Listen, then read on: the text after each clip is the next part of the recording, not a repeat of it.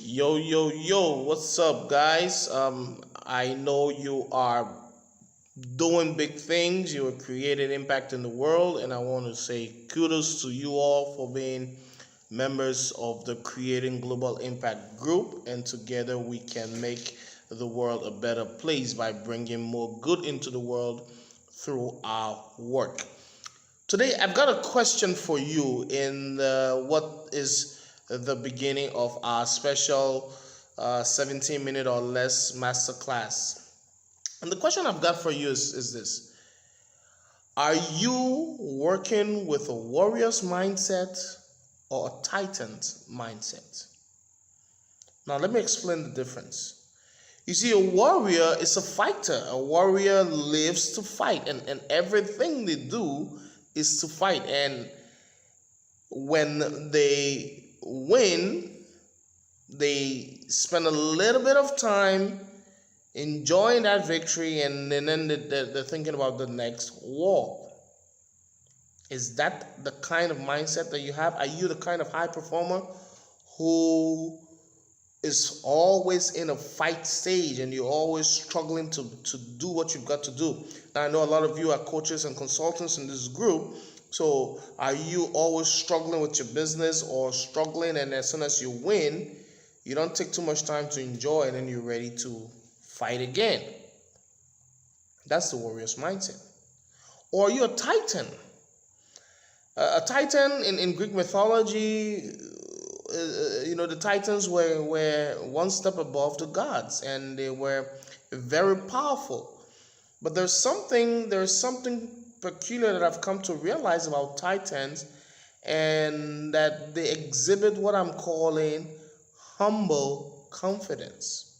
You see, Titans and the Titan mindset, people with the Titans mindset believe in their ability to get what they want done, and they approach it with confidence but with grace. They give it their all, but they're calm because they are what they desire already. A Titan knows that he's a champion. A Titan knows that she's already a winner.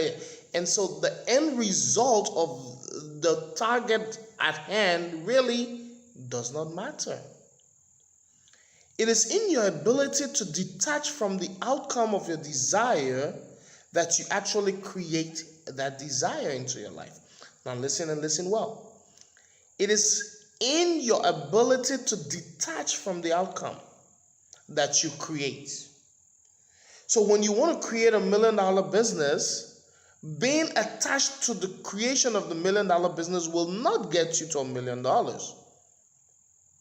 But realizing that you don't actually want $1 million business, but what you think $1 million business will give you.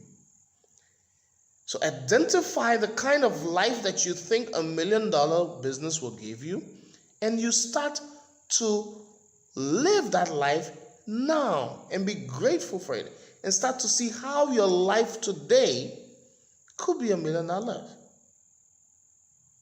I hope I'm connecting with you here, because when you grab this little distinction, you open yourself up to a whole new world of possibilities. So let's imagine that you're a middle manager who is looking to enter the world of executive leadership. You have to begin to see yourself as an executive leader. Maybe not in the company that you currently serve, but in another company. So you need to ask yourself, what will I be like as an executive leader? How will I treat people? How will I speak? How will I carry myself? And then you start to live the life of an executive leader, realizing that you are an executive leader. The trick is to be in the now. Enjoy the fact that every single step you take moving forward is on the way to that which you desire, and not in the way. So if you realize that you're already an executive leader, as in the case of our example, even though you're still a middle manager, you realize that this job is part of the process to me manifesting, bringing to fruition the life of an executive leader. And therefore, I am an executive leader serving in a different capacity. Instead of seeing your current job as a grind, what if you saw yourself as your future who is just serving in the current? Is that living in the now? Maybe it is. So if you want to be a high-performing coach, we're running a six-figure business. What if you already are the high-performing coach or consultant who just happen to be providing pro bono services, helping people? Could that make a difference for you? What if you're already a talented executive who just happens to be helping a smaller company build their middle management team? And then as soon as that is done, you will be going back to your executive C-suite. Titans have the ability to create their world with their words. And you have that ability as well. You see, I watched the Titan games with Dwayne The Rock Johnson. And the final challenge for athletes who contested in these games is the ascent of Mount Olympus. And it was an interesting thing because you see really high-performing athletes tackle this obstacle course, and by the time they get down, they're spent. But in the process of tackling this course, they realize that every obstacle is just on the way to raising the touch. And so they must clear it with grace.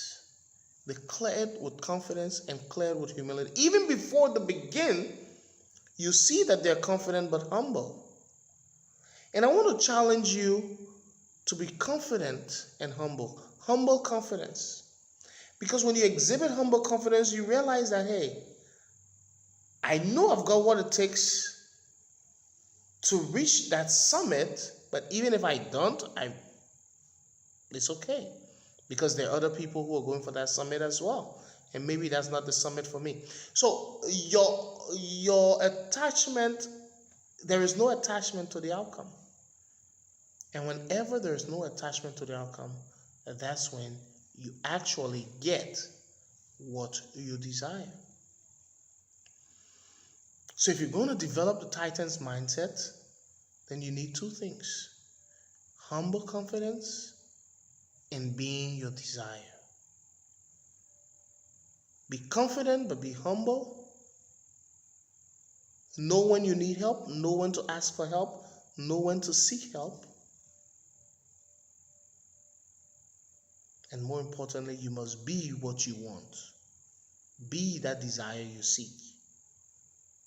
Begin to live it now. Begin to live it now. You want to build a big business?